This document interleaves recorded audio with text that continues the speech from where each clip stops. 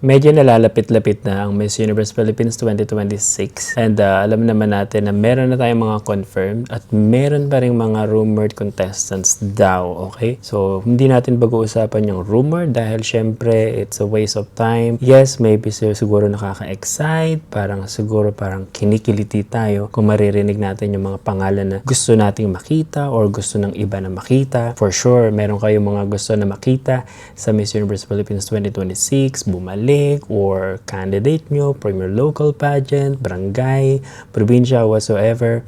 But this is basically yung mga standout para sa akin sa confirmed contestants ng Miss Universe Philippines 2026. Sino nga ba yung talagang umaarangkada at ngayon pa lang talagang pinag-uusapan na. Merong hindi ganun kaganda yung pinag-uusapan about them, but definitely they are the strongest para sa akin and they are the standout para sa akin for Miss Universe Philippines 2026. Hello guys, this is Roderick Cruzabala. Let's talk about beauty pageant. Hello guys, welcome back to my channel. This is Roderick Cruzabala and today's video, yun nga pag-usapan natin ang standout para sa akin or early favorite ko as of now sa confirmed contestant ng Miss Universe Philippines 2026.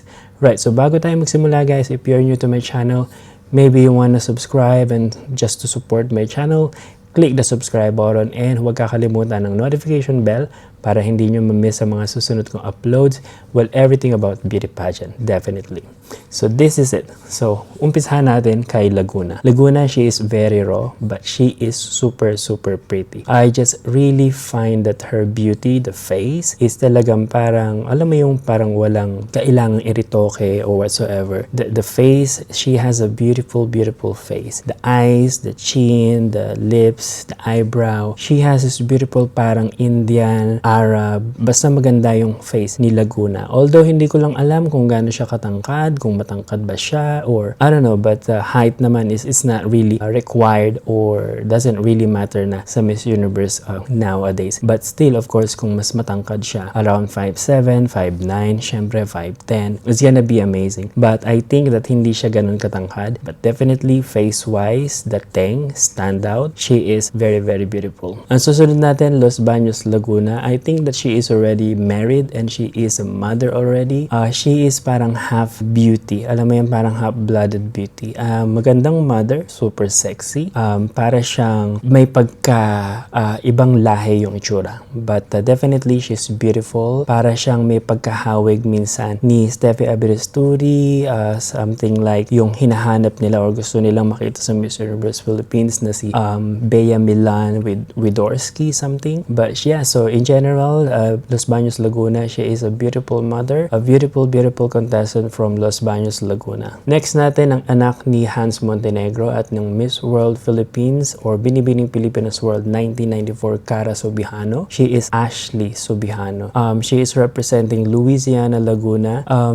She is beautiful, okay? She has this unique beauty. But I just find that her unique beauty somehow parang nagiging, kasi malalim nga yung mata, just like I said in my previous video, medyo malalim yung mata niya. So parang hindi matigas yung face, but nagmumukhang matigas kasi I think that she has this prominent cheekbone. Hindi siya ganun kalaki yung face niya, but because of the cheekbone, yung malalim yung mata, she is beautiful. She is tall as well. I think she's around 5'9" or 5'10". She is a model and so she joined Miss Eco International in 2023 and nag-semi-finalist siya doon. Model, pagiging anak ng dating beauty queen, it is a plus, but I'm not really sure how high she will place sa Miss Universe Philippines 2026. But stand out, yes, she is a standout. Face, she has the face, but not the kind of beauty that I like. Body, definitely she has the body. That's all I can say about Louisiana, Laguna. Muntinlupa. So Muntinlupa is a model. Definitely, nag-first runner-up siya sa Asia's Next Top Model. Isa sa talagang talaga namang paborito din ng marami. Although she is really cute face-wise, she is beautiful. Body-wise, definitely she has the body. Di naman siya makakasali sa modeling kung wala siyang magandang katawan. Although modeling is different sa beauty pageant. So, we just really have to see her kung talagang kaya niyang mag-transform into like a beauty, queenly, universe kind of beauty. Napapansin ko lang is hindi siya ganun parang kagigil sa beauty pageant or sa corona. But let's see, hindi pa naman nagsisimula ang pageant proper. But this is just my first impression na parang ganun lang siya, stable, parang walang masyadong paandar sa social media, which is, it is not her responsibility na mag-upload. But yun lang yung nakikita ko, parang masyado siyang more on like commercial, model, mga ganun yung dating. But definitely, aabangan natin kung talagang kaya niyang maging beauty queen or kumbaga mag-transform as a beauty queen, girl, beauty kind of thing. Pampanga is the next. Definitely isa sa pinakamatangkad or pinakamatangkad, I think. As of now, she is 6'1". Beauty-wise, face, definitely she has the face. Body, definitely she is super sexy. She is 6'1" tall, so haba-haba ng legs niyan. Ang katawan and arms and everything. But balik tayo sa face. Face, okay ang face niya, but I think that pag medyo kinapalan, just like I said in my previous video, pag kinapalan mo yung makeup niya, nagiging parang medyo super, parang medyo pagka-trans ang dating. But I'm not against with transgender, definitely. But what I'm saying is that dapat kuhanin nila yung talagang tamang makeup para sa kanya. I think that she has this resemblance sa mga previous Miss Brazil, Miss Venezuela. Alam mo yung hulma ng face na parang dapat ganun ang gawin nila sa makeup para sa kanya. Yung parang babaeng babae, pero hindi ganun parang ka-fierce na super makapal. I think meron siyang angle na medyo matigas tingnan yung face. But definitely, if titingnan mo lang siya in general, she has the qualities. She has this parang kaba, na parang kukakabahan ka na pag tumabi na siya doon sa mas maliliit, is talagang aangat siya. But definitely, yung styling, kailangan pagbutihan at i-maintain yung bagay na styling sa kanya. So siguro parang medyo mas softer na makeup, and titingnan natin kung meron siyang ibubuga sa pasarela, sa Q&A, and everything. Tarlac is the next. Definitely isang babae na talagang Pinay na Pinay yung ganda. Para siyang may pagka-Rabia, na may pagka-Tara Valencia. Alam mo yung typical morena Pinay na beauty. Parang oriental beauty, na parang Vietnamese, na parang Thai, na parang alam mo yung ganung beauty na pwedeng parang Latina, something, kasi parang yung face niya, yung eyes, and the color, I think she is a bit more on the darker skin tone. That's why Pinay na beauty. Yeah, so very raw, fresh face. Aabangan natin yan kung talagang kaya niya makipagpuksaan sa mga frontrunners at sa iba pang mga candidate na mas matangkad or whatsoever. Cebu City, definitely siya is Ariel Smith. Walang iba kundi syempre ang dami na din niya sinalihan. Sumali na siya sa Miss Universe Philippines before, sa Binibining Pilipinas, Century 2 na Superbad,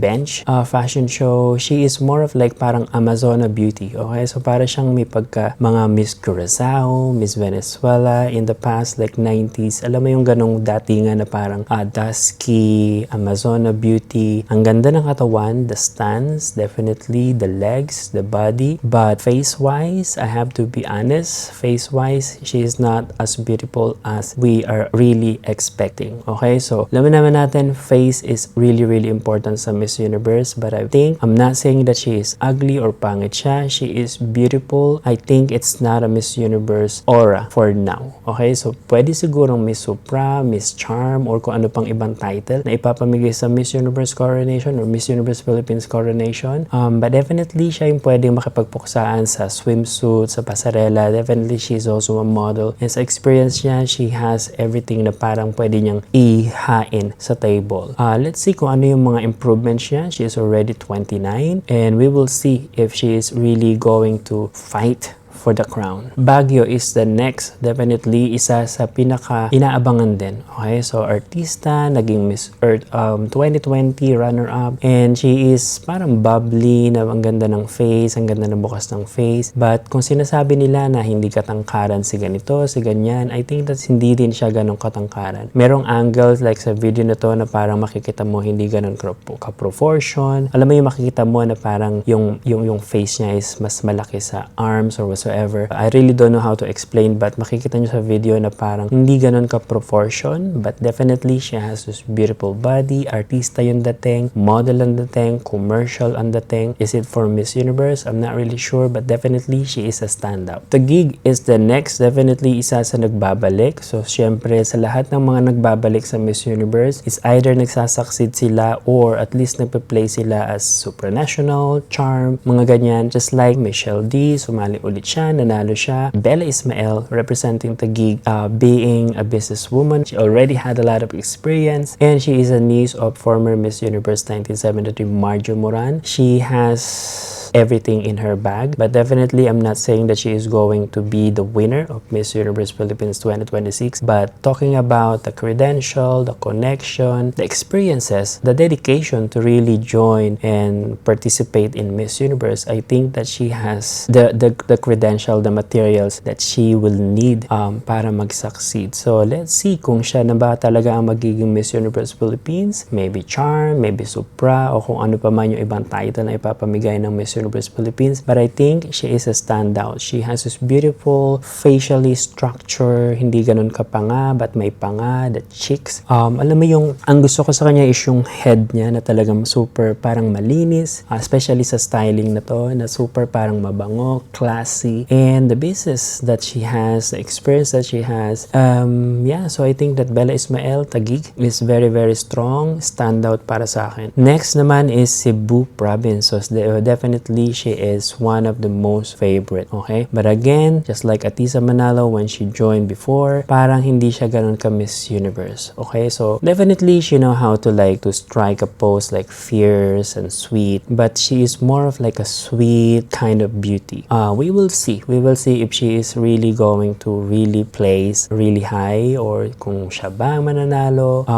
Nicole Borromeo is really beautiful. She is para siyang mamahalin. Alam mo yung itsura niya na mamahalin, classy din, mabango, malinis, ganun yung dating niya. I think that she is also sexy. So body-wise, she has this body, the face, definitely she has the face. To be honest, kahit wala siyang makeup, she's really pretty. I think that kung may makeupan pa siya ng medyo mas fierce, well, talaga naman na mas magiging kabog na kabog siya. Yeah, so I think that Cebu Province, she is a standout para sa akin. Last but not the least, which is she is actually not a confirmed contestant yet, but maraming hinala na siya ang magiging Miss Universe La Union or Miss Universe Philippines La Union dahil nandito siya sa Pilipinas or nasa Pilipinas siya, by the way, because I'm not in the Philippines. She is already in the Philippines and I don't know, we don't know what is cooking. Okay, so maybe La Union is cooking something and really maybe she is going to represent La Union sa Miss Universe Philippines 2026. Talking about her credibility, the credential, the qualities, I think that she has everything. The height, she is 5'11", the long legs, $1 million legs, the face, definitely, she is beautiful. Although yun nga lang, mas nakikita ko is yung half-blooded aura niya. Hindi ko nakikita masyado yung pagiging Pinay. Yes, pag nagsusuot siya ng Filipiniana and ganyan, she is more of like a little bit more of Pinay. I'm not saying she is not Pinay enough. Meron lang talagang ganun half na mas lamang yung half niya as like American or Australian or Scottish, mga ganun, or Indian. She's more of like, mapapansin mo na talagang half-blooded. Okay, unlike Rabia, unlike Venus, sino pa ba? Si Pia, si Catriona. Makikita mo na Pinay sila. Yung parang may halo, parang mapapansin mo, but more of like Pinay. Pinay yung vibes. Alam mo yun? Kasi syempre, Bea Milan Widorsky, she grew up in the US. Okay? So, she grew up in the US and all her life nandun siya. So, yung vibe, yung aura is more of like American. So, hindi siya yung Pinay na vibe talaga. But I'm not saying na wala siyang karapatan na manalo ng Miss Universe Philippines 2026. But definitely, if, like I said, hindi siya confirmed, but maraming dinig-dinig or bulong-bulungan na siya yung i-appoint ng La Union as Miss Universe Philippines La Union. Para sa inyo, sino yung mga standout para sa inyo? As of the moment, marami pa tayong aabangan, especially si Bea, Miss La Union, kung siya talaga magiging Miss Universe Philippines La Union. So, we'll see. We will wait for the update para sa mga local pageants. Ina-update natin yung mga candidates sa online para makita natin kung may nadagdag ba or whatsoever. But yeah, so this is it. This is a very, very quick video. These are the standout para sa akin sa Miss Universe Philippines 2026 contestants. Thank you very much for watching. Bye-bye. Hello guys, This is Roderick Cruz Zabala. Let's talk about beauty pageant. she is amazing. Her qualities and beauty, wow. This is Roderick Cruz Zabala. Thank you for watching.